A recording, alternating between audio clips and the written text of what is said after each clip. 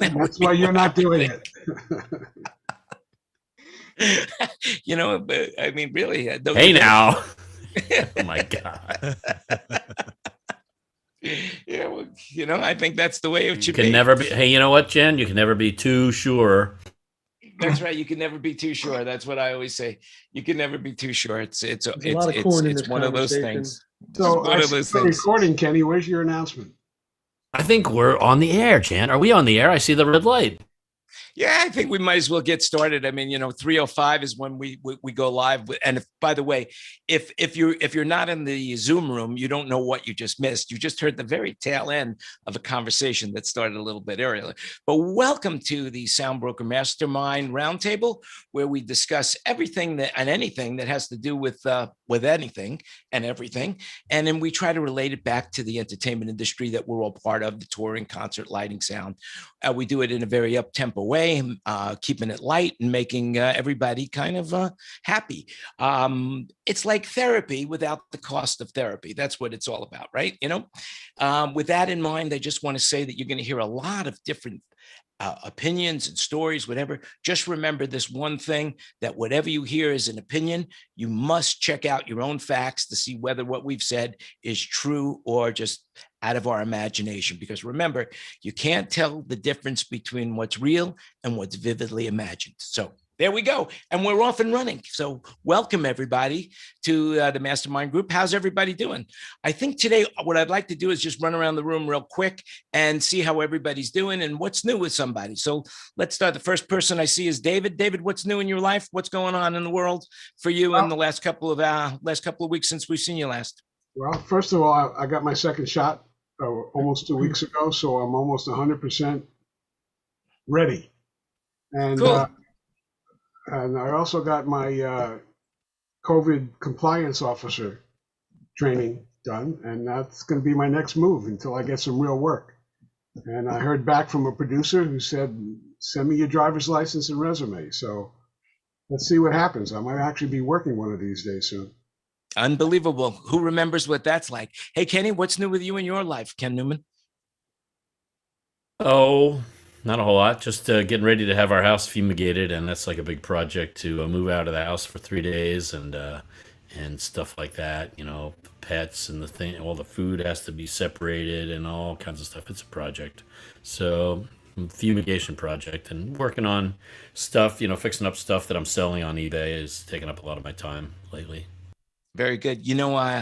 I was looking for a lighter on, I think I was looking for a lighter on eBay, and, all I found was 3,000 matches for it, so I don't know what good it is, but anyway. Eric, what's going on with you? Having about my 10th round in the boxing ring with TD Bank on documents for the PPP. Interestingly enough, there's about $100 discrepancy between a payroll report submitted and a payroll number that we put in the submission. And because of that $100 difference in $6 million of payroll, we have to do a new application. That was today's news. So that was interesting. And amazingly, tomorrow I have my first human-to-human meeting in a venue in a year. All right. That is great news. I didn't mention that I'm there to clean the floor, but that's another story. Yeah, well, that's okay. That's okay. Just remember, the physics of it all. People, because light travels faster than sound. That's why some people look a lot smarter until you get close and then you hear them talk, and that's what it is. So a lot of people are brighter looking from far away. So good luck with that meeting. Martin, what's new and exciting with you? Now, Martin is coming to us from England, and Martin, I've called Martin up and I've asked him to come and talk about what's going on in England, because they're going to be opening England up a lot sooner than they're going to be opening up America for concerts. So, but before we get to that, Martin, how you been? What's going on? What's the weather like there where you are? It's today it's warm, about sort of 13, 14 degrees Celsius. I haven't had a shot because I'm too young. That's coming up next week. But I'm just spending my time still looking after the grounds, been doing tree work today. Oh, great. And Ken Porter, what's new with you since last week? Learned more about refrigeration units than I ever want to know. But just trying to figure out all the stuff and how people are going to come back and how we're going to get things back going, because it looks like Easter is going to be the pivoting point around here to things start working again. Well, that's cool. That's cool. When's Easter this year, Ken? The 4th of April. Very nice. And we have somebody new in the panel. Ralph is here today. Ralph, so what's new since we've seen you last? It's been a while. Hey, everybody. Trying to pivot, as they say. Working on a couple of other businesses that may touch entertainment, may not. Remains to be seen.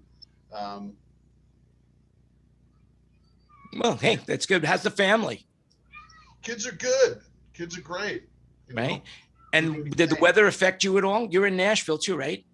Yeah, we got a lot of snow, but it was awesome. I'm a New Yorker, so we got 4 inches, which was the end of the world here. But we had a ball. We drove in it and sledded and did all that cool stuff. Very, very good. Excellent. Hey, Bruce, what's up with you, man? We haven't seen you all week. How you doing? What's going on with you? I'll speak for Bruce. I've seen he's muted. I've had a great week. Yeah, he doesn't appear to be muted. There you go. Now you're muted. But when you came on, I still didn't hear you. You're not muted, but I don't hear you. We got a bunch of sound men in the room, and nobody can figure out the audio. I like that. That's what I like. Go to your Zoom preferences and check that you have the proper. We'll come back to you. We've got Fred in the room. Fred, how you doing? What's new with you? You've been working a lot, I think, right? I have been.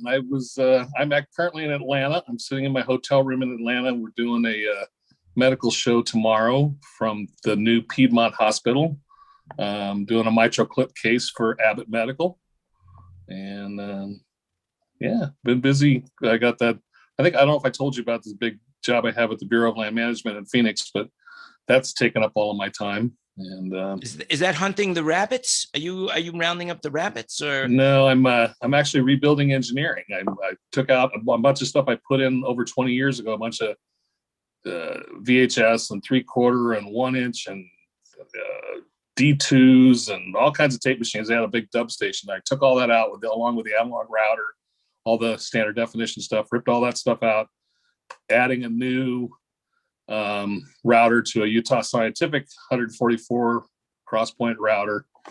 Trying to get that all wired up, dealing with ClearCom systems, and I've got a bunch of servers to update that haven't been updated in 3 or 4 years. So I have this feeling this job is going to last somewhere into July. So how's the family? Do you ever get to see your family anymore? Oh yeah. I see my wife when I get home, and the fur kids are. I think you guys have seen a couple of the fur kids on camera before. Mm-hmm. And everybody's happy. Everybody's healthy there. Yeah, everything's good in Arizona. But like I said, I'm in Atlanta right now, which is a beautiful day in Atlanta. Last time I was here for the Olympics in '96. I was here for a month. I was a transmission manager for the Olympics in '96. I walked through the park 15 minutes before that bomb went off. Wow. And then they crucified that guy, Richard Jewell. And then I found out after watching the movie, I thought that he killed himself because the media crucified him. I found out that through the movie, he actually died of natural causes. But yeah, so that's what's happening in Atlanta. Well, very, very good. Bruce, did you get your mic back? Is your mic working? Okay. No, he's not. Well, we're gonna come back, but right now, hey, Beth, Tim, what's going on with you? How's life over there? What's new since we spoke last? Nothing's new.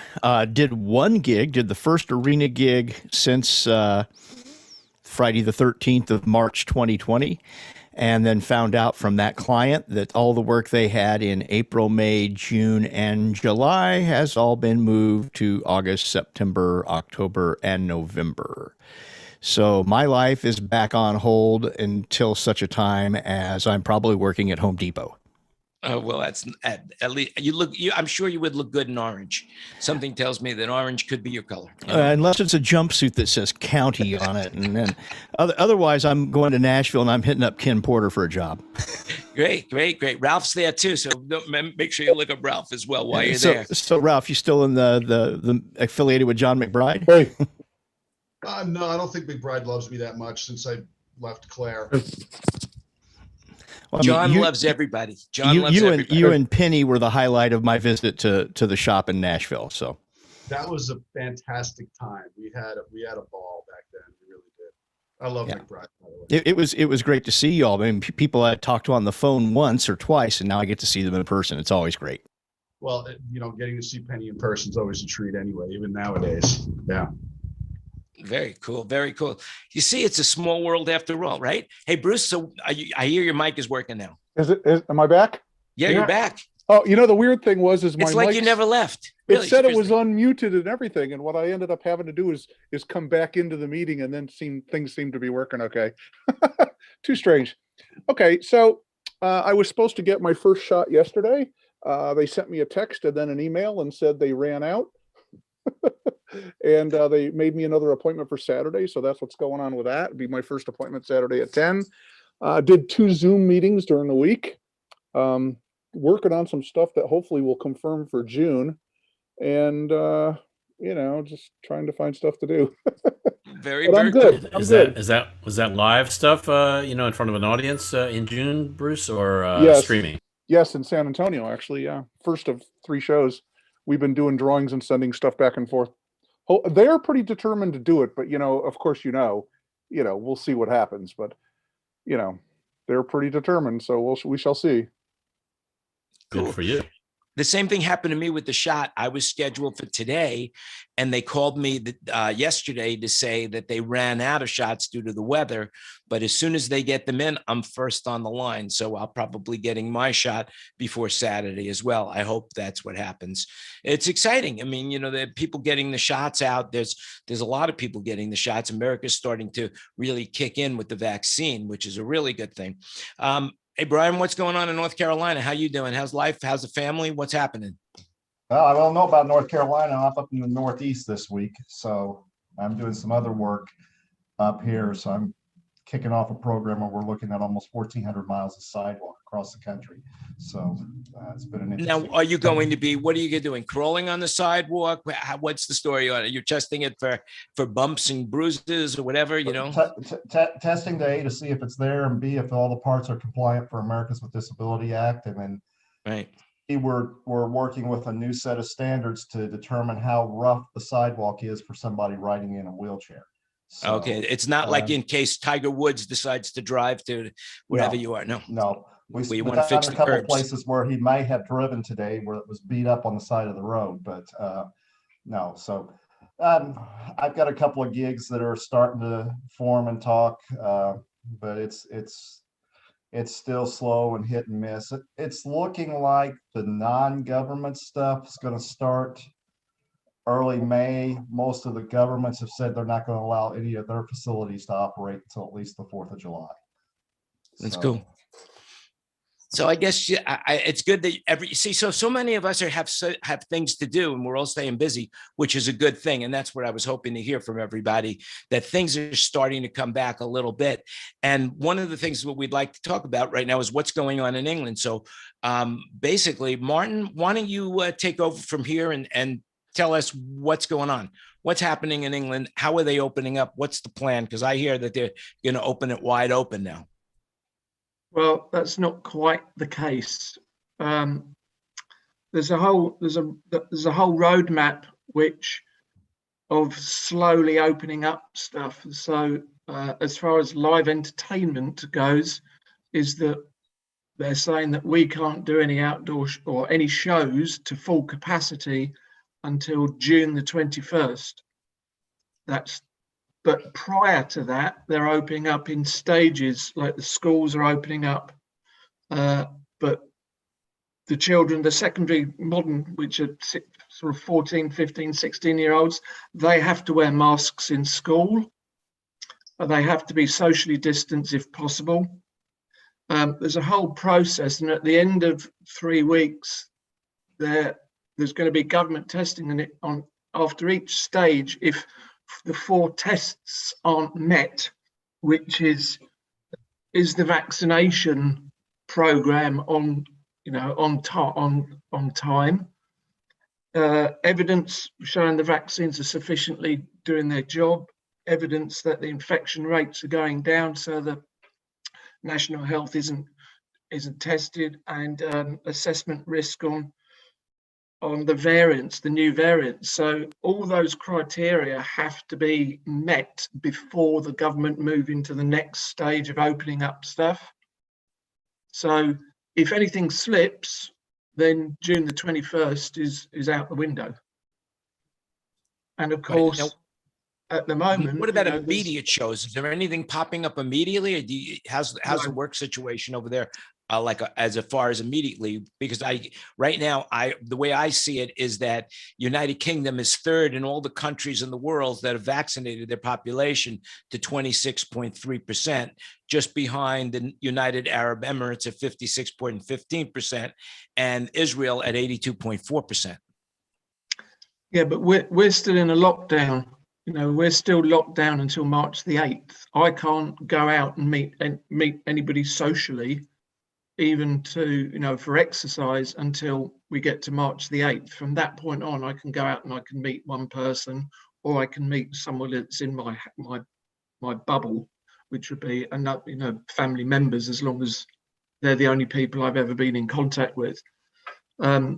So it'll be a slow process, but the big issue, and the government is saying that we can do reduced capacity shows, but there's been response to the government saying that they're not financially feasible. So nobody's going to do 50% houses because you can't make money. So I think that there might be some test shows because they want to try a rapid test of audiences arrive testing before they go into the venue. So these are some pilot shows that they've got to organise. But streaming, from my point of view, our company is still doing some streaming events, and that's about it. And they will only start when we come out of lockdown. And did you see the little short thing that Keith Richards did about the Royal Albert Hall? No. Is if you look it up on YouTube, it's the Royal Albert Hall. I came across it yesterday. It's really cool. It's about a 3-minute video. It's all about people coming back to concerts. Right. It's really, really very well done. Okay, Cool. I'll source that. If you look at the chat, I'm sure if you look at the chat, Tina will look it up, and she'll be putting chats and links of stuff that we talk about into the chat. So if you want to save it for later, and if we remember, we'll put it on Facebook and YouTube as well in the comment section. But so basically, nobody is no sound lighting production company is doing any live shows, even for smaller crowds. No, and that won't happen until we get into April time at the earliest. And I'm surprised that Ken says that he's got shows from April onwards. Are these shows to full arenas with sold out shows? A lot of the shows are Christian events, stuff there. I didn't know how the church market was going over there. I haven't talked to Mick Spratt lately, see how he's doing up there in Manchester. But most of it's like church stuff starting out, and then there still is a lot of shows that I have tours doing one-offs in Texas and in Florida, and some Oklahoma stuff in Mississippi coming about. But I think the difference between England and America is that we have central government and they're controlling the entire British Isles. Whereas in America, you've got, am I right in thinking you've got in different states, you can have a governor of a state that says, well, I'm going to do shows. Okay, I don't care what's happening over in Colorado, is that, down in Texas, we're going to do shows. That's why Bruce Fallis is booked for a show in Texas, because Texas and Florida seem to be pushing the envelope in terms of having gatherings. I have some penciled stuff just after the summer for Orlando also, but who knows if it's actually going to happen. But yeah, it's Texas and Florida that seems to be stumbling around. Well, the interesting one is Billy Bob's has been pretty much started 1st of February, and they're every weekend they've got shows booked up, major artists coming through there, and there's a 40th anniversary year this year, so they're doing a lot of stuff down there. See, if you've got a governor of a state saying that that state can do shows, I can understand why people do shows in this country. Is that if we start doing shows and the government cancel it because suddenly there's a spike in infection rates, the promoter can't get insurance. So no promoters going to actually risk. At the moment we're saying, oh great, June the 21st, I've got shows like we do the Hyde Park shows, British Summertime at Hyde Park, and we do the proms in Hyde Park. Now, British Summertime normally is the first 2 weeks of July, but I just can't see them taking the risk of starting to pay deposits and book people if they can't get COVID insurance, which they can't, because if the government suddenly pulls it because the infection rate's gone up, it's going to cost them a lot of money. So what about the West End? Any talk of the West End starting back up? Are they starting to sell tickets just because they can?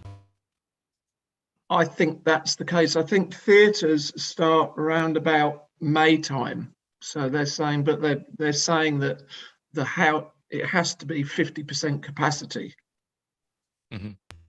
Well, let me just add a few things here, because I heard that UK right now that they have the COVID vaccine passports are going to be introduced to reopen your economy. Have you heard anything about that? Because Israel, they've done that now in an app.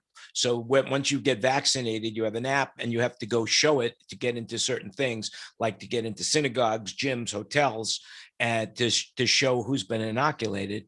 And the other thing is Fauci, my voice sake, Dr. Fauci, basically is saying that the CDC is going to come out very soon with the criteria of what's going to happen once you do get vaccinated and what you could do. And based on that, my understanding is that we're looking at somewhere along the lines of getting some herd immunity in about 6 more weeks once these vaccines start to really come on the market. So I can see that there's a possibility that we could all go back to work. Australia, I believe now Sydney. Does anybody know what's going on in Sydney? Because I read that they too are now opening up for shows. They're back in rehearsal. Hamilton, the Australian production of that, went back into rehearsal, I think, 2 weeks ago. I don't know if they're selling tickets for it yet. I'd be surprised if they're not. But they've resumed rehearsals. Also remember that Australia, New Zealand locked down a lot harder than anyone else did. And that's why they're able to go back. I mean, New Zealand gets freaked out if they have one positive case. I had 100 new positive cases in my county yesterday. Well, hopefully we'll get to that point also at some point, right? Well, yes, but I don't think it's going to be April, considering, according to my state health department, it could be December at current vaccination rates before I can be vaccinated because I'm under 65 and my health conditions are not serious enough to move me forward. Well, we're all convinced or strongly hoping that the part of that statement that's going to change is at the current rates, because at current rates, yes, you're right, December. But they're going to ramp this up so heavy. They're going to get Johnson & Johnson approved. There's going to be all kinds of changes to the distribution. I don't want to be negative Nancy here, but I'll believe that when there's a needle in my arm. And okay, right now, I don't believe it. We're going to hope for you to have it before September, though. Yeah, but there's 100 cases in your county. But who's counting? Well, they're small. Take two, right? That's right. Hey, Jan, I just got my second one yesterday. There's my all right, and by the way, Paul is in Austin, and where he's lost water and power and all sense of reality. Right? We didn't lose. I spent a week pumping up my power system, dug 1,000 feet of ditches, put in a 3,000-gallon water tank.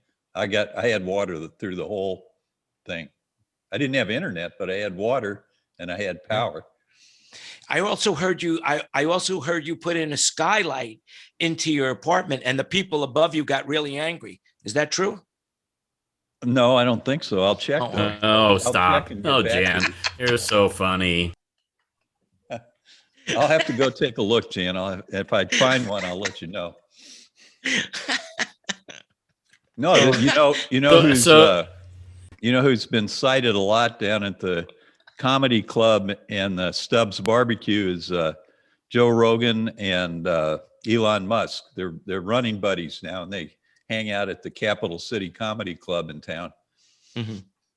Well, and I also hear Travis Tritt is performed at the Alabama Theater on July 28th, and he had like 1,200 people, and he's going to continue doing more shows. Did anybody hear anything about that?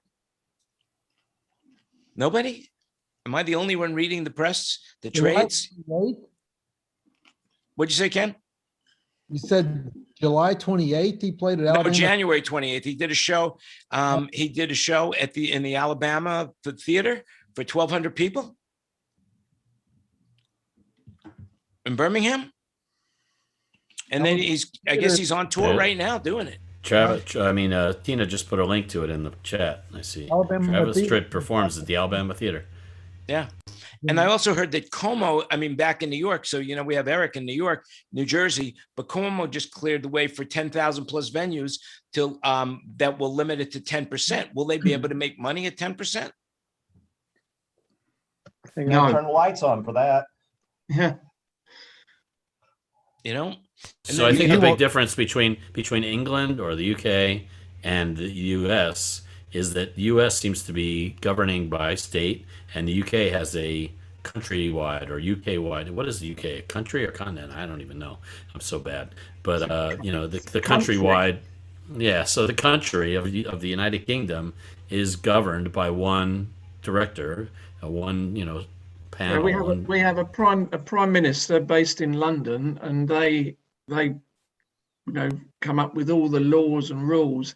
There is a slight difference in Scotland. Scotland has its own parliament, so they can actually override certain things that they may not agree with. But generally speaking, the United Kingdom is the rules are set by the leaders of the United Kingdom and so forth. And so with this whole COVID plan, they can set a plan for the entire country. And that's cool. I wish we had a countrywide plan like that, for reopening.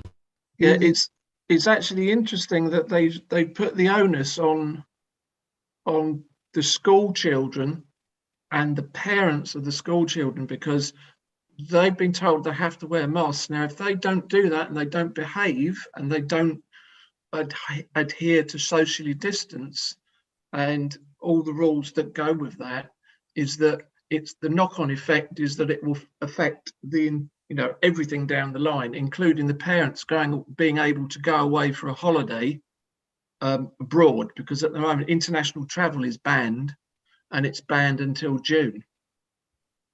So do all the rules for COVID can apply to the colonies of England? When you say colonies, do you mean places like Jamaica? Belize and all that, yep. Probably not.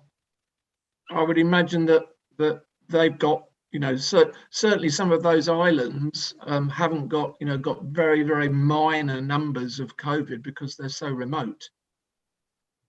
But I would imagine that the it's a similar situation as a US state. Maybe the governor of that particular atoll makes the decisions. This would be guidance from the UK.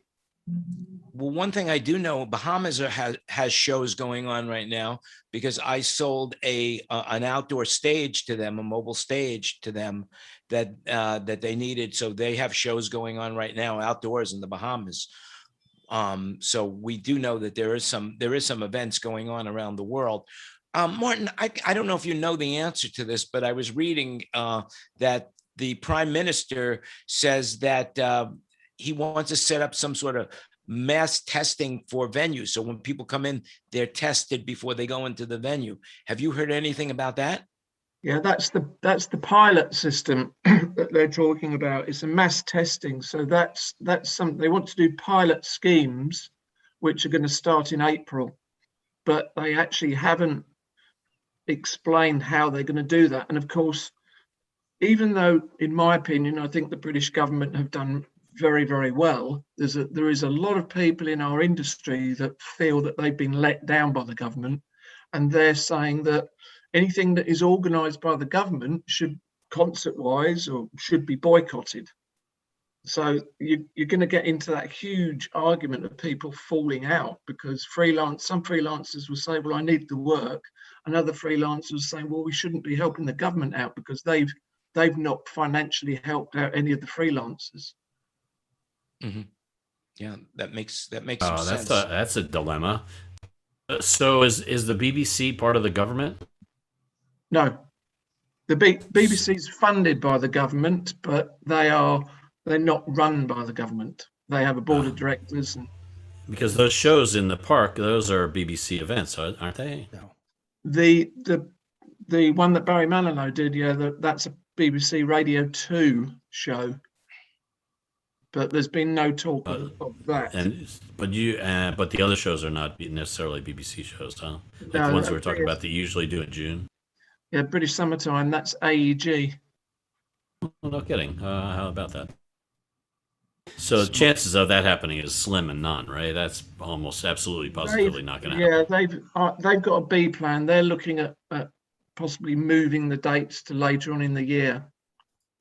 And last year, my understanding is that they were talking to the BBC about sharing infrastructure so that the AEG could do their shows, and then the BBC Proms and Proms in the Park followed on from that, even though they're completely, it's a different site, it's laid out different.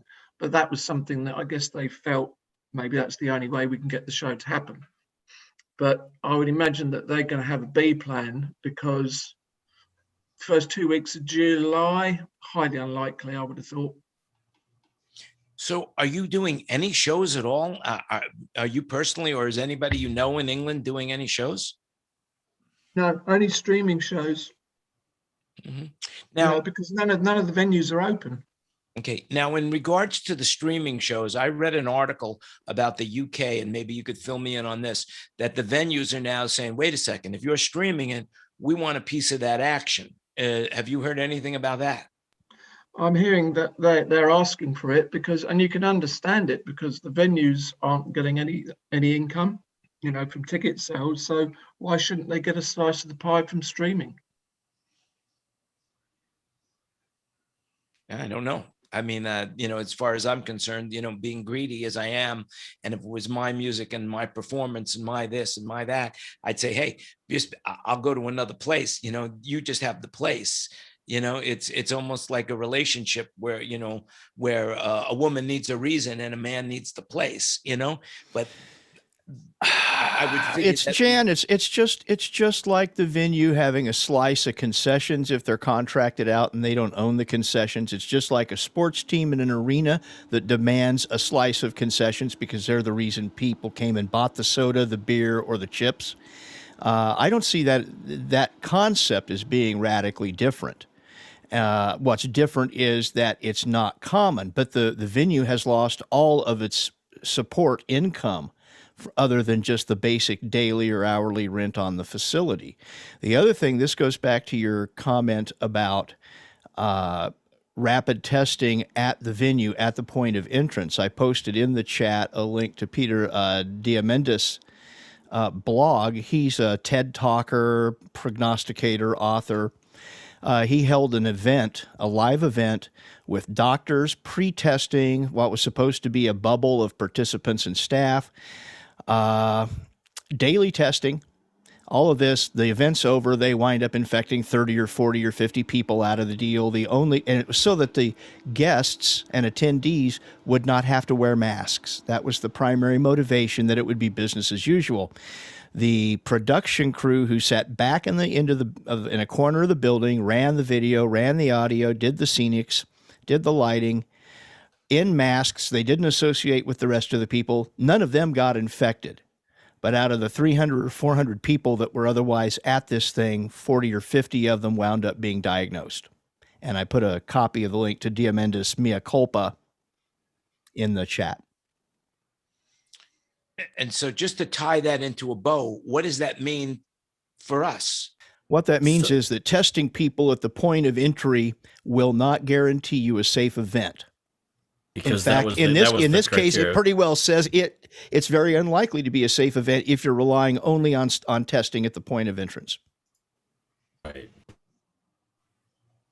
Now, what about the fact that they're going to now, when people get vaccinated, like Paul just showed us the card, and in Israel they're having an app, and I'm sure eventually that we'll all have that app so that we can present that at the door saying, hey, we've been vaccinated. And it would probably be at the same time, whereas you would have to sign a disclaimer saying that, look, you could use my image, and if I get hurt, so be it. It would be like going to a Gallagher show that you have to say, okay, if I get wet, I'm not going to sue Gallagher. Being sprayed with watermelon seeds is a lot different than being sprayed with a respiratory virus. Yeah, I guess. But it's the same waiver you can sign, though. You can just say virus instead of watermelon seeds. Yeah, well, the point is that those waivers actually are not legally enforceable either, particularly in the case of health risks, because I've been down that road already with someone else. But and I'm not a lawyer. I suggest you consult one. But right now, the impediments to gigs of scale or of any size or festivals is going to be insurance. And if artists cannot get tour completion insurance, if promoters cannot get insurance, then it's not going to happen. And the industry paid billions of dollars out a year ago when everything shut down because there were no exclusions for pandemic illness. I imagine there's some insurance syndicates that are still licking their wounds over that. That cost them billions of dollars. I don't know if anybody's ready to pony up and take that risk again yet either. But they're certainly not going to do it when you can't predict where a tour can go with any reasonable amount of certainty. Because you've been involved in this, Jan, you know what it costs to sideline a whole bunch of trucks and buses, crew, artists, and other people every day. Every day they're not performing costs thousands and thousands and thousands of dollars. You can't just say, we'll skip the next 2 weeks while we quarantine these people. Right.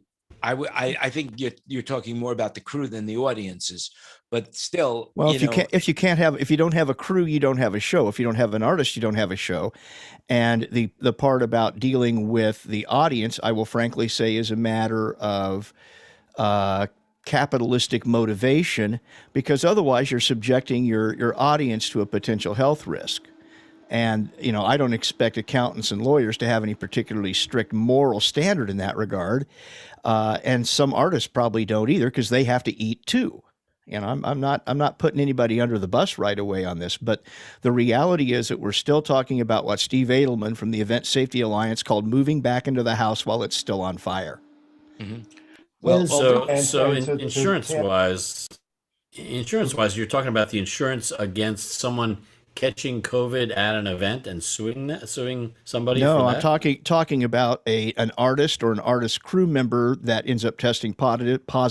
And they gotta cancel. Or even symptomatic, and they have to cancel because now all 13 people on that bus, the 12 crew members and the driver, now have to quarantine. So you don't have a show. You can't. You're seeing a little bit of this in the NBA right now.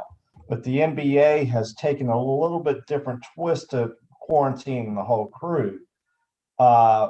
It's once I think it's 6 players test positive, then that team has to sideline for a period of 10 days. But, and I follow the Hornets, and the other night, the Hornets played San Antonio, and through their contact testing, a bunch of San Antonio players came down infected. So the Hornets had to sit out for 6 days, even though none of their players showed symptoms. So that meant that the Bulls that were coming into play and some other people had to find a different team to play that night. And they were actually taking on the San Antonio opponents that had to cancel at the same time. So, I mean, it creates a moving target that you don't have any stability to hit the next venue with and know that you're going to go there.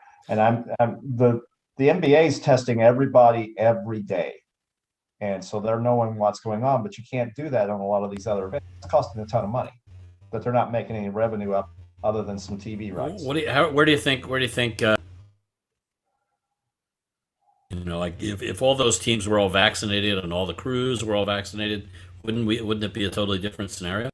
No, because the vaccine, what I'm reading now, the vaccine only has an 85% effective rate, even at the best end. And it's not affecting the one variant. Now they're saying it may only be 40% effective on.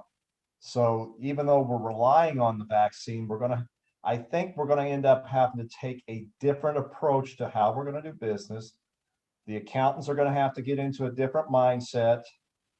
The audiences are going to have to get into a different mindset. The venues are going to have to get into a different mindset, and we're going to have to all go in and rewrite that cost model on how we're going to have to do the business and how we're going to make money at the show.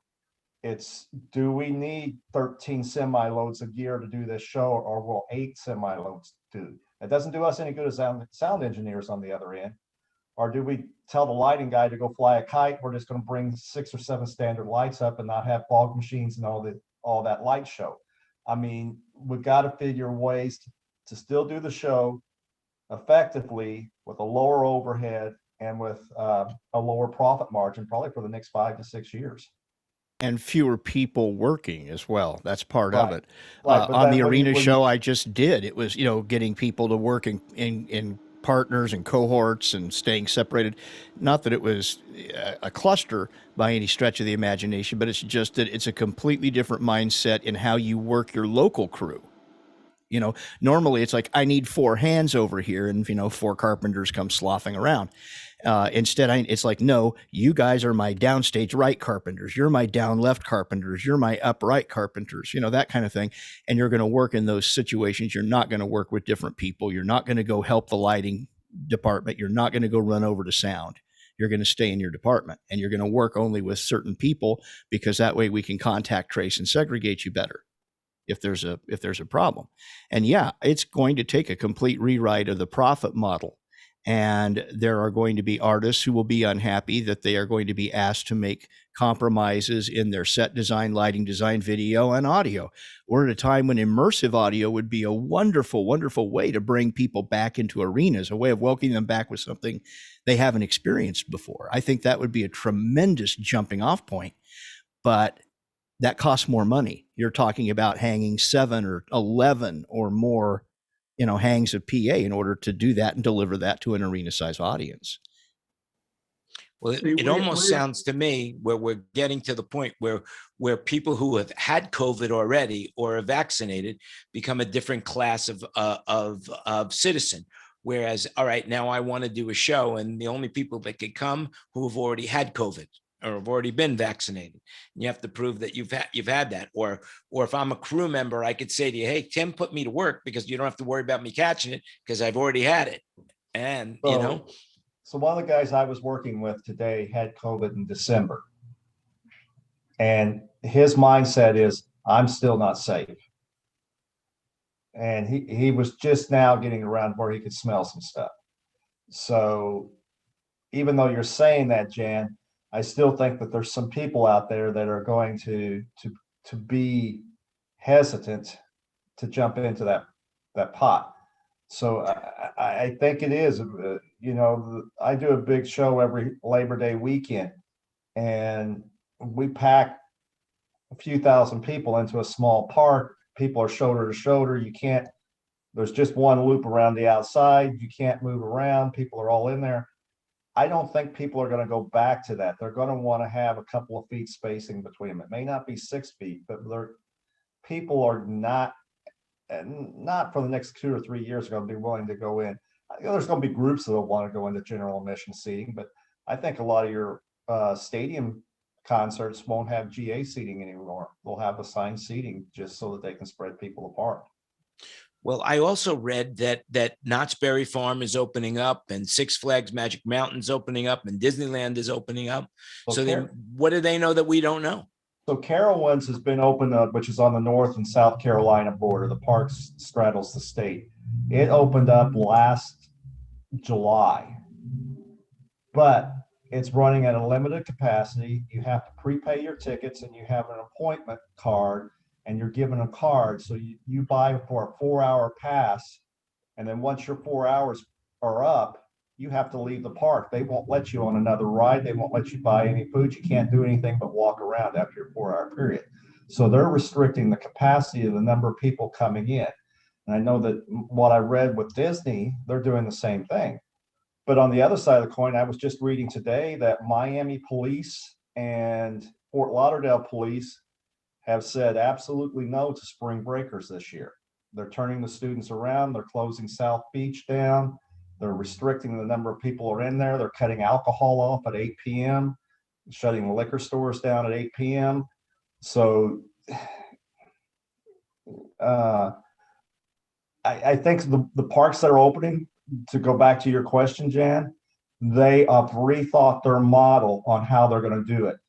Carowinds does not have all of their amenities open. They're doing restricted amenities, and certain rides are only available on certain days so that they don't have to have as many staff members in there. Mm-hmm. So they're not renting out hazmat suits for people Nope. to come into the park to enjoy themselves?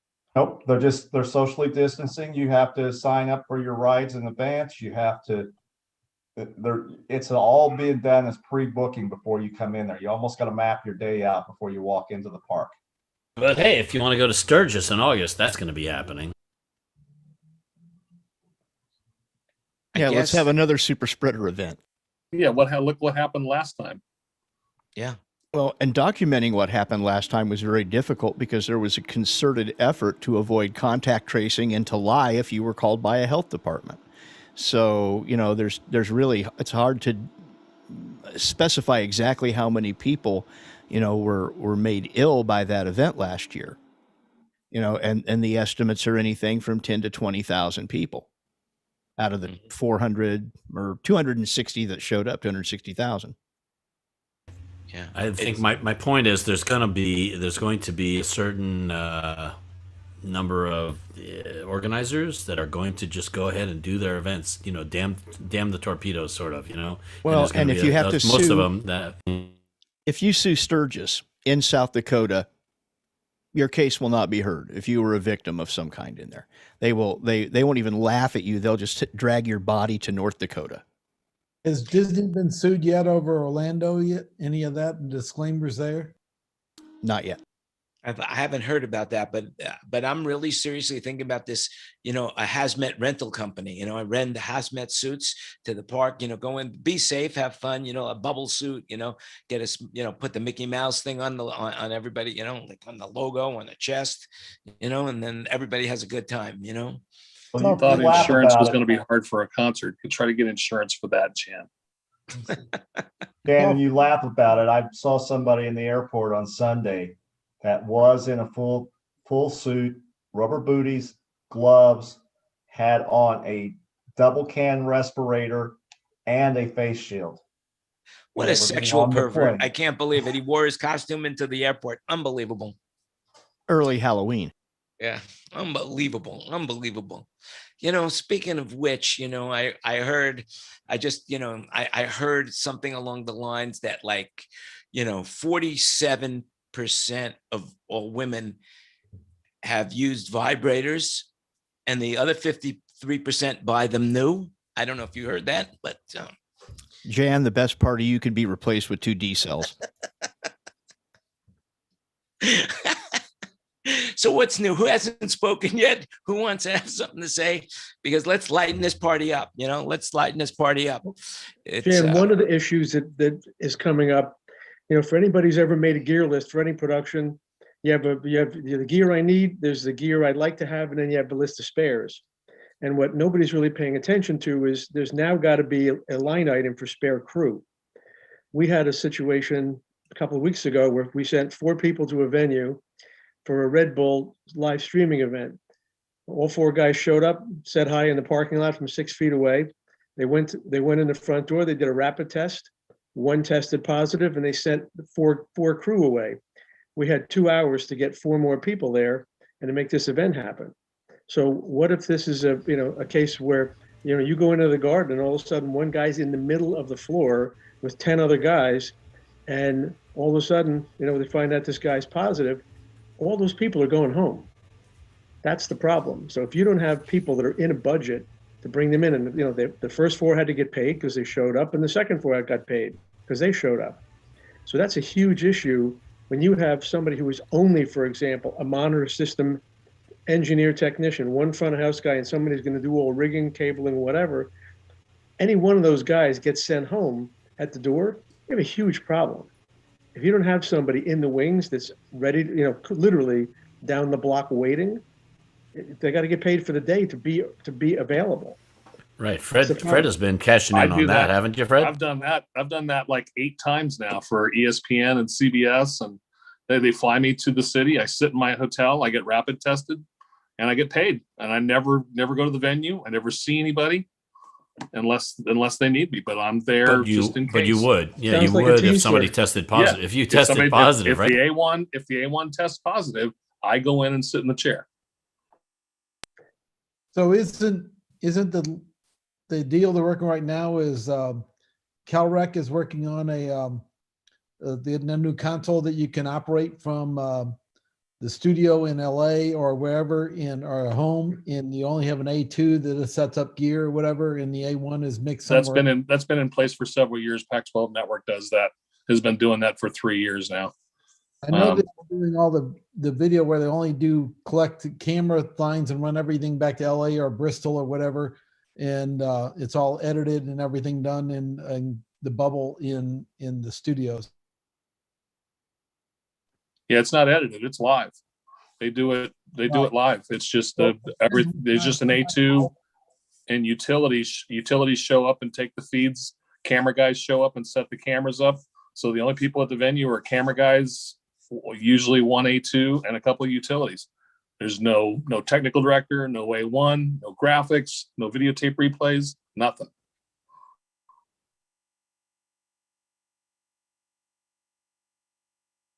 It's a fine mess you've gotten us into, to quote Ali Hardy.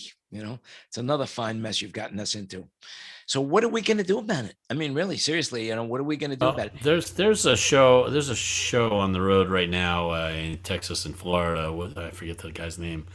Ken knows, the country Christian artist that has crew out of Nashville, I'm pretty sure.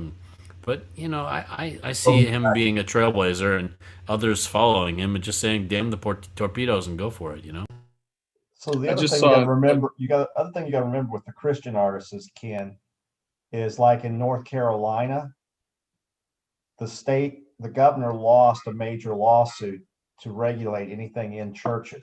Churches are left to self-regulate because of the conflict of church and state. And there's a lot of states that the governors have lost that order on. So they're experimenting. Now, we did have one church in the Charlotte area that decided to have a full event last spring. And at the end of the day, they infected over 200 people from the East Coast at this event. But the state did get an emergency order to shut them down, but it was very specific and very narrow in terms and definitions. But, that even though the Christian artists are trailblazing it, they actually probably are playing with a little bit of different set of rules than you and I are playing with out in the general public. Well, I know that one tour. Is it Toby Mac? Maybe. Anyway, they're playing arenas. Yeah, is that Toby who it is? Mac and Lauren Daigle. Yeah, so they're out. She did 2 pickup dates with a evangelist, and she got roasted for it, and so her tour got canceled. Oh, it did. Well, I heard that they had on that Toby Mac tour, they had one day when the opening act tested positive, so they had to can the opening act or something. And they have their challenges, but generally speaking, they're doing the shows and they're being as safe as they can be, and they have a COVID compliance officer, and they're going for it. It's almost like I remember when I was growing up in New York, and I think it was Levy's Jewish rye bread. I think if it was, and I think this, well, I know this slogan was "Everybody loves Levy's," but I think that I'm not sure if it was Levy's or another kosher product where they said, "We report to a higher authority," and I think that's how the country acts. Think we report to a higher authority. The hot dogs too. What do you? Was a hot dog? Is that what it is? Yeah, it's Hebrew National. Hebrew National. Yeah, we report to a higher authority, and that's the motto of our country. Our Christian Country Act, right, Ken? They report to a higher authority. Yep. Exactly. I just saw on my YouTube feed that Joe Bonamassa is doing an Austin City Limits deal on April 1st as a live stream. I think they're going to have an audience there for Austin City Limits, but he's live streaming it as a pay-per-view event. Hey, Jan, Yes. wouldn't you think that Angela.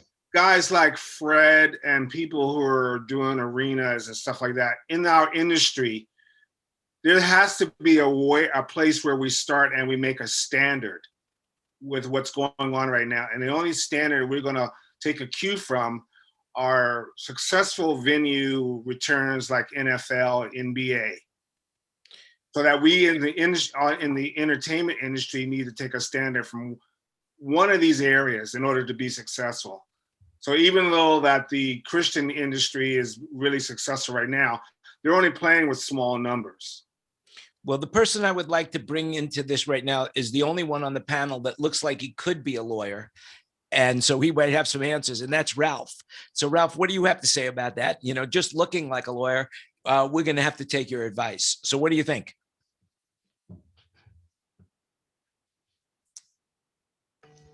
All right. I gotta sign a disclaimer before Ralph talks. Oh, there he is. Okay. Well, you know, funny enough, my pivot has been in to trying to help people get back to work. And there's a health data management compliance software company I'm working with. We just started working with Madison Square Garden, and I can only say that because we did the opening last night of their, you know, the Knicks coming back. 1,600 people roll out in. So I've been really immersed in this thing from for a while, just trying to get people back in. And between compliance management, just other, you know, sanitization, anything that can help people get back in, we're trying to get off the ground. But with everybody getting hammered financially, nobody has any money to spend to do anything and be proactive. The MSG guys, because James Dolan is a kind of a maverick and he's a unique individual, that he's in real estate. He owns the buildings, he owns the sports teams. He's kind of got to reinvent himself a little bit differently than most. So there's been a few sports teams that have been super proactive. You know, with the players getting tested twice a day, there's a lot of Hollywood that have had hundreds of people on set, but it's costing millions of dollars that nobody ever had a line item for, but they have to do it, where they're testing people twice a day. It's an interesting landscape. Some of the other things, if you have had COVID, you can still be a carrier. You can get it again. If you've been vaccinated, you can be a carrier. You can give it to somebody else. Nobody's figured this stuff out yet. The vaccination thing is great. There's on the flip side, there's a big brother component to this thing, where there's a fair amount of the population that don't want to be involved in getting vaccinated. What are you telling me if I can't go into Madison Square Garden to see the Knicks because I have to have a vaccination? Fuck you. I'm going to go see the Nets in Brooklyn. You know, nobody's got this thing figured out. It's the wild, wild west, but there's a lot of people trying to figure it out. Angela, I agree with you. I think there needs to be some, not necessarily governing body, but some amount of regulatory guidelines written. I've been talking to, it's so funny, you know, you get into this stuff and you find all these really, really, really smart people that have been doing certain things and haven't been heard for, and now they kind of need to be. But there's, you've heard of LEED certified for green buildings. There's a WELL certification for buildings, health.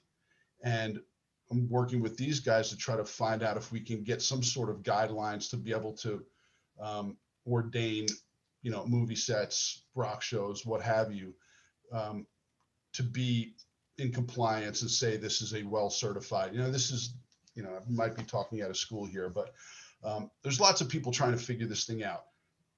Nowhere close to being able to present something, I don't think. but I think these forums like this are fantastic because it's going to grow organically, and it needs to come from, the decisions or the checks will be written on C-suite level, but the operations people, the guys that are rolling up their sleeves and have to do this stuff, are what's going to get the ball really rolling and start to let people dig their heels in.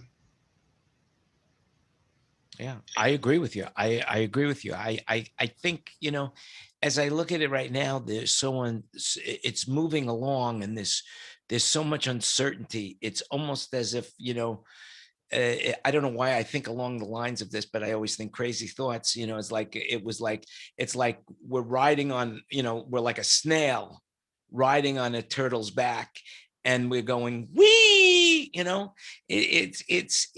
it's crazy. It's crazy time. And nobody knows the answer, except we're all looking for the answer. And when you put enough minds together, something will come out of it.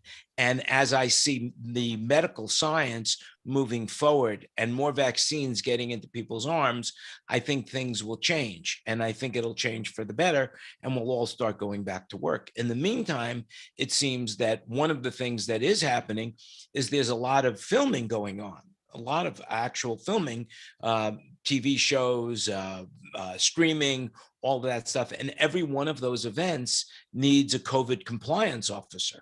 And that's something that we're all perfect for because of the way we've structured our lives and, putting shows together. I think that's one of the things that's a bright spot in everyone's day-to-day life right now, that COVID compliance thing. Ken was just talking to me about it, and Tom Source, who's on the panel, he's been working nonstop now for a couple of months, and his last day, I think, is this week, and then he's going to come in and talk about it. So next week, Tom should be on the panel talking about his experiences as a COVID compliance officer, unless, of course, he picks up more gigs. Anybody want to say anything about that? My daughter's been dealing in LA. She's been working down there, and Disney has been having them. They got Monday, Wednesday, Friday testing. And interesting is that somewhere in Santa Monica, they have a gynecologist office that's doing all the testing. So they drive through testing of all these people that they have coming to set every week. Yeah, it's happening. Ken, weren't you just offered something as well? Yeah, I had to turn down. He said, "Come to our place on Saturday for training, and then work through the end of March." And I said, "Oh darn, I have a thing planned that I can't get out of for a few of those days." So he said maybe he'll work it out. We'll see. Mm-hmm. But so is anybody following the numbers on this stuff though? What kind of numbers? You mean how much you can make? No, I'm sorry. I was meaning more the Corona stuff. Like North Dakota, for example, they lifted their mask order January 15th. They're still declining. They are down 94% in new reported cases since November 12th. Yeah, that's great. So, hey, Mike, you mentioned that you've been mentioning these declines in number of cases for a while now, and that's really cool. But then somebody who I'm guessing is kind of a conspiracy theorist or something said something along the lines of, was it actually the cases that declined, or the method of testing for the case, or the method of determining whether it's a case, whether it qualifies as a case or not, is become less strict? Do you know anything about that? No, I don't. I mean, that falls right in that same basket with, the reporting of the numbers early on, being skewed and questionable. I think all the way around, it may be a bit questionable, but no matter how you look, I mean, worldwide, the numbers are falling everywhere. In the US, we're now at 81%. So, I know that there's folks out there saying, oh, just because you've had it, you can't get it, blah, blah, blah, blah, blah, blah, blah, blah, blah. But the numbers say different. The numbers say that we are having a bit of a immune reaction, and the cases are declining. I really wish that there were more doctors talking about it and saying, hey, you know what, thank goodness, but maybe we were a little bit wrong and we have hit it, or, hang on to your socks. It's going to, I don't know, something. I suspect that, part of it is that maybe just because there's no longer a mandatory order for masks, people did kind of figure out that, hey, these things work. And, some people will go, hey, I can take this thing off. I'm not required to use it anymore. And other people are going to go, it's been working, and maybe they're doing better at staying 6 feet apart, or who knows. I'm not sure we can say a combination of previous and I can't say we can say this is due to one particular thing. I think there's a lot of reasons that things could be improving. And just to keep this in perspective, though, remember, we're down to about the rate we had when we decided that everything was going to hell in a handbasket last July. So except no, yeah, I don't think so. So the other thing that I've been following this study, and it's been done in the last 3 months, and they have taken the numbers from California and taken the numbers from Florida and normalized them. So they've taken the number and taken them to 100,000 per person. The only number that Florida leads California in is deaths of people over the age of 70, but they have 25% more, 25% higher category of people over 70 in Florida than they do in California. So, and the arguments going back and forth is the mandatory mask, is the mandatory restaurant shutdowns being effective in this, or is this causing, and some of that can be playing into, okay, how do we start to look at this? Is the total shutdown worthwhile, or is it a little bit of overkill and a little bit of hype? So, I mean, I don't know where I sit on that, but it's just interesting that when you start to normalize the numbers and not do the total counts, it seems to be that they're doing a complete shutdown, sort of like what Martin was saying in England or some other places. Is that number really worth the effort? Well, I think that there are some other things about Florida and California that you could add to it. But I think what's happened is people have fashionized the mask. Now you'll see it's become an accessory to women's outfits. And when you look at it, they're wearing masks that match their dresses, and more people are wearing masks in California than Florida. And that's why bank robberies are higher in Florida than in California, because bank robbers are having a hard time finding masks. That's what I heard, but I don't know how true that is, so. When I say something like that, I look at you guys' heads and they're going, oh, did he really say that? Did he really say that? Yeah, you were looking for lighters and you got matches. Yeah, that's right. thanks. That's right. I was looking for. I got 13,000 matches while looking for lighters on eBay. Yeah. That's why I was selling my. My vacuum cleaner, because all it was collecting dust. So I thought I'd put it up on. Probably eBay. sucked pretty badly. Kenny, did they say that it was the cycles that changed? What was it that they said they were going to do less of? You mean that would cause the numbers to look like they're going down? Yeah, was it cycles? They were changing something. Yeah, I heard that somewhere, but I sure don't know, Bruce. And I don't know what a cycle is. You get, what is it? How many times you get checked every month or something? I don't know. No, it's when they put it in their reading device, spectrometer. It's a technical thing.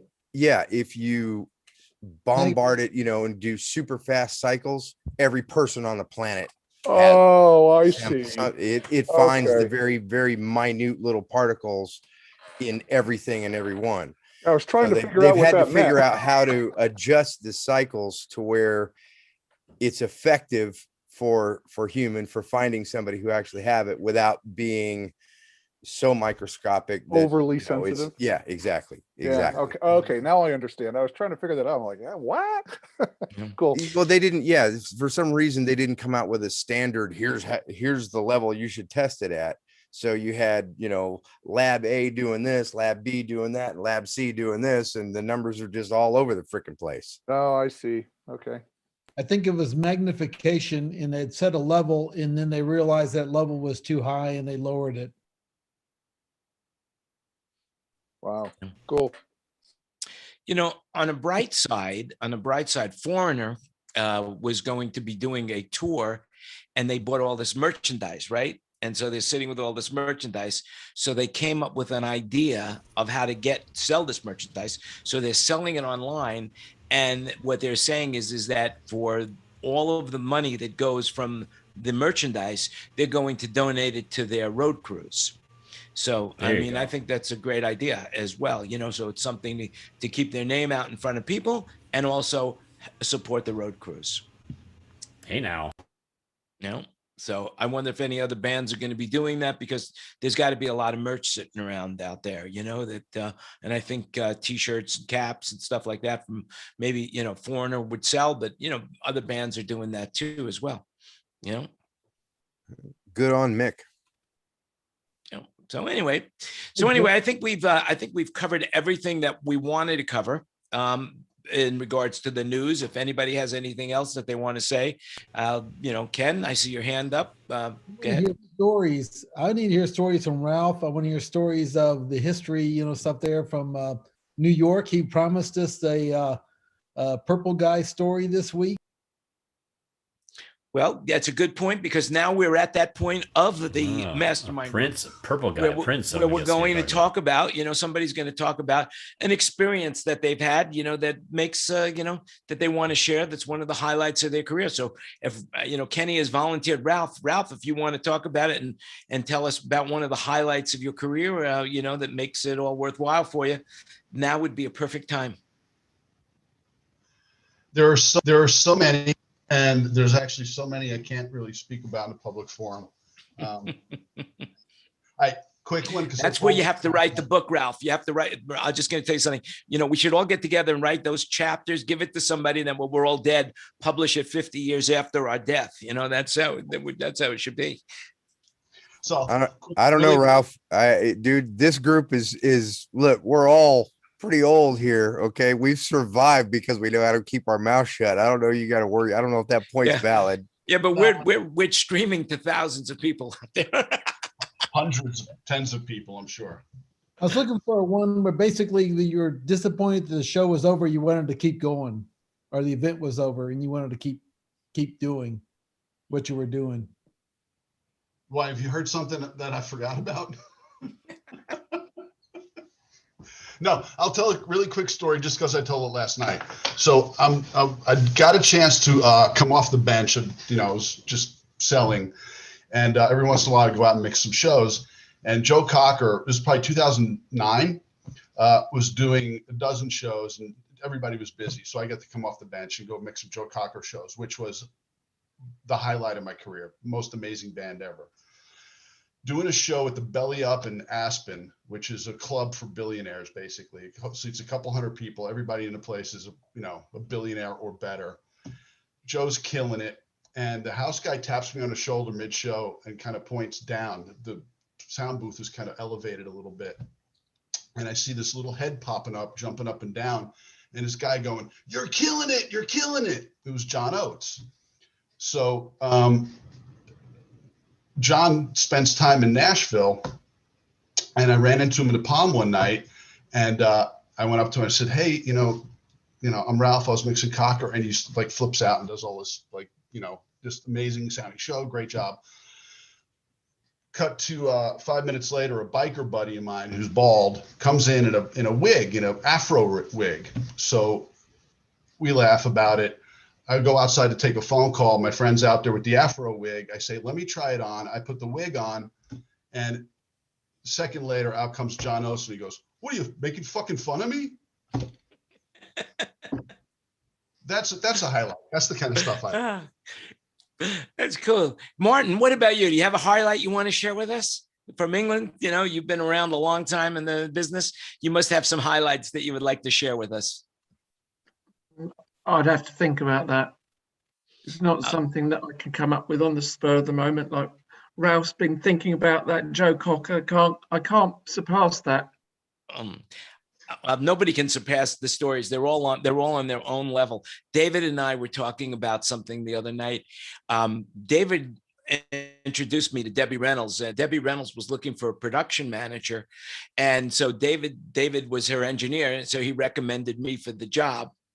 And so we'll go over to Debbie's house. We're sitting in a living room. And I didn't really know who Debbie Reynolds was, to be blunt with you. I knew she was an old movie star, but work is work. And so we're sitting in the living room, and she starts talking about her daughter, saying, "Oh, my daughter has no luck with men, and this and that, And so I said to her, you know what? I'm single. And she looks at me and she looks at David. She says, "Are you joking? My daughter would eat you up in a second." And then David turns to me and says, "You know who her daughter is? It's Princess Leia." And the boyfriend that she just had a problem with was David. Oh, not Aykroyd. The person who Paul Simon was the boyfriend that she just broke Paul up Simon, with. Right. Fighting over the drugs together.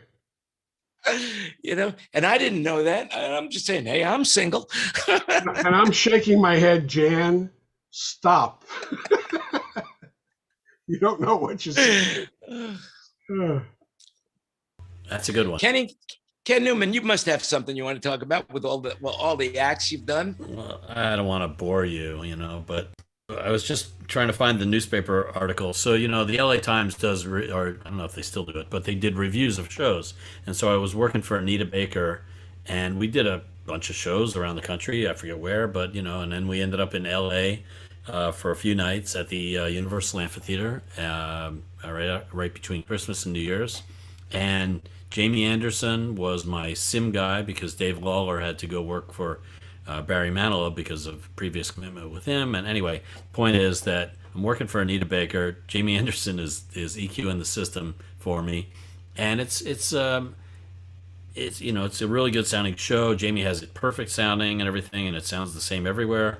And then the next morning I look in the paper and there's a review of the show, and it is horrendous. It is an absolutely scathing review of how Anita Baker, the sound could not have been worse for Anita Baker. And I was like, oh great, I'm definitely not going to have this gig anymore, right? So I actually called the reviewer and I said, "What show were you at?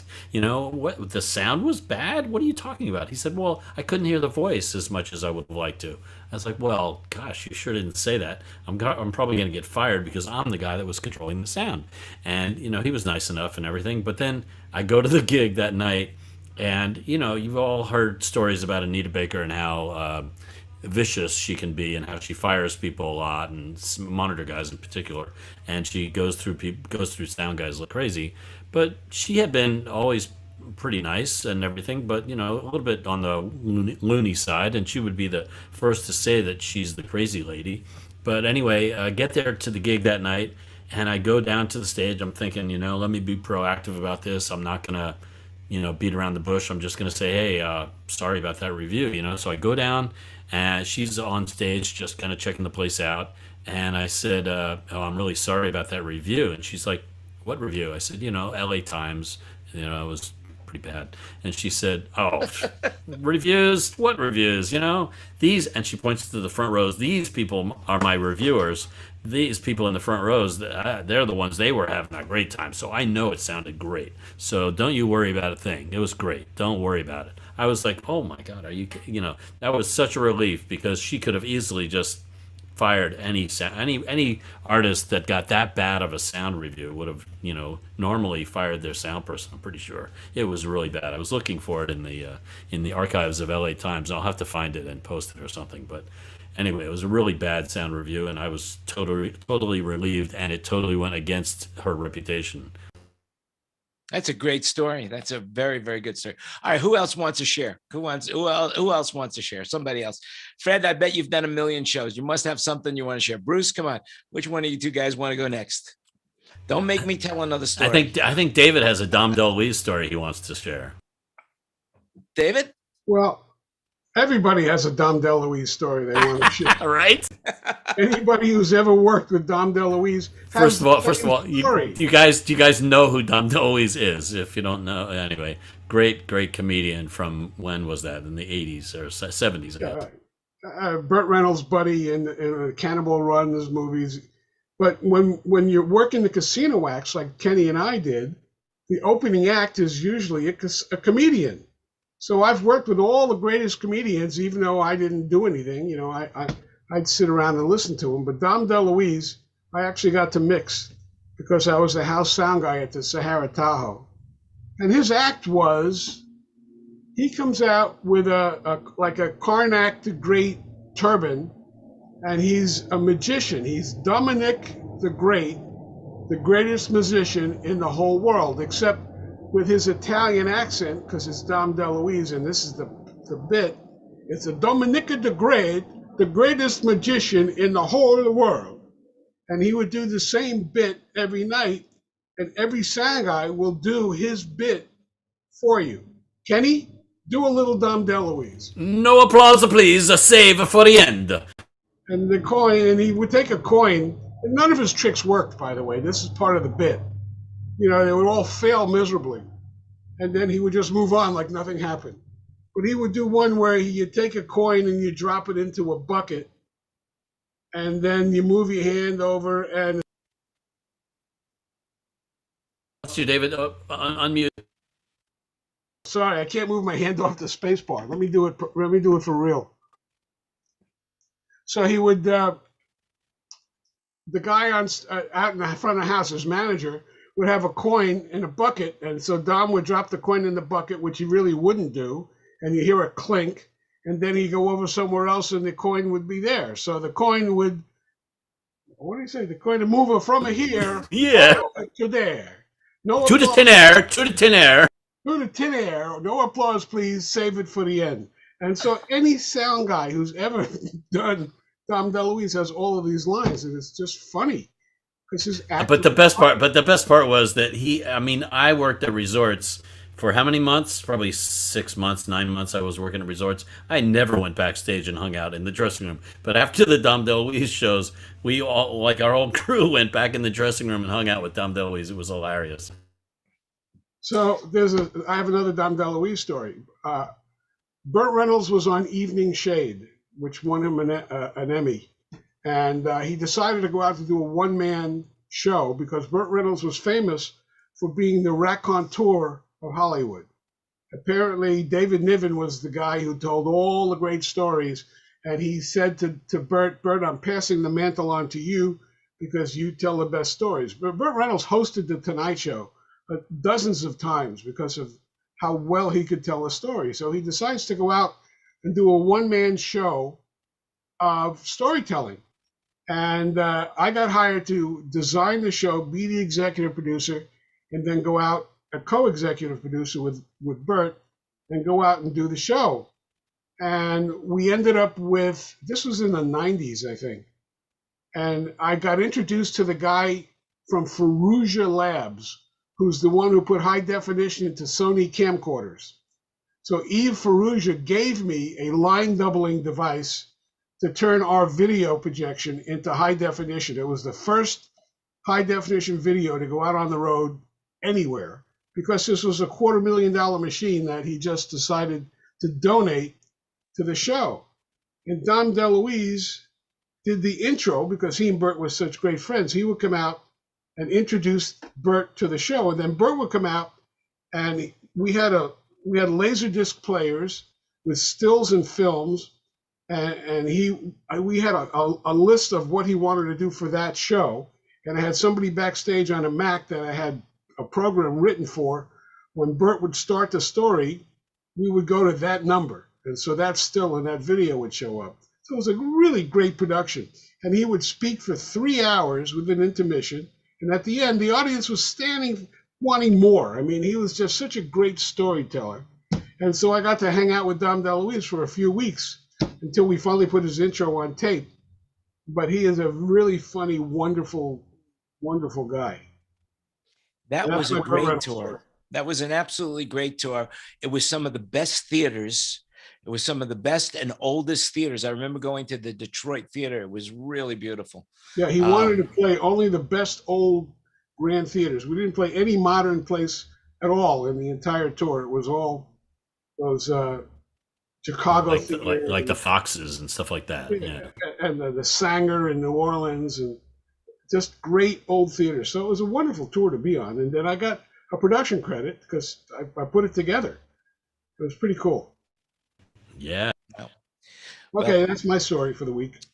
I've got a great story. I've got a great story myself, but for those people on Facebook and YouTube, you're going to have to wait till next week to hear it. But I will, not that I'm not dropping any names, Bon Jovi, but I've got a great Bon Jovi story, and I will share that with you guys next week, same time, same place at 3:30 on the left coast time. Just remember, everything you heard today is an opinion. So remember, if you want to check it out, you can, do your own research. And remember, you could always participate in this show just by clicking on the link and DMing me. We'll send you a link to get into the room. The other thing that I would like to say is if you like the show or you didn't like the show, give it a thumbs up, give it a like, share it with your friends, do all that stuff. We'll be here. We'll keep talking. Remember, you make it happen. So stay safe and healthy till next week, or then, points on. It's 3 o'clock, right, Ken? You said 3:30, but I was thinking you were talking about some other. I think you might have said 3:30. So it's 3 o'clock, maybe I was though, thinking right? about going to the dentist, because whenever I go to the dentist, I like to go at 2:30. 2:30, yeah. 2:30, but that's when I go to the dentist. And by the way, the jokes of the week were spread into the show, so it's not always going to be. You got to look for them. They're kind of like Easter eggs. Yeah, they're just everywhere. Yeah. You look for the Easter eggs, and remember, you make it happen. So thanks a lot for watching. We're going to say goodbye to you on streaming service. We're going to stay here in the room and talk about whatever else we want to talk about. Probably going to talk about you. We'll talk about you. Yeah, that's what we'll talk about. Yeah. All right.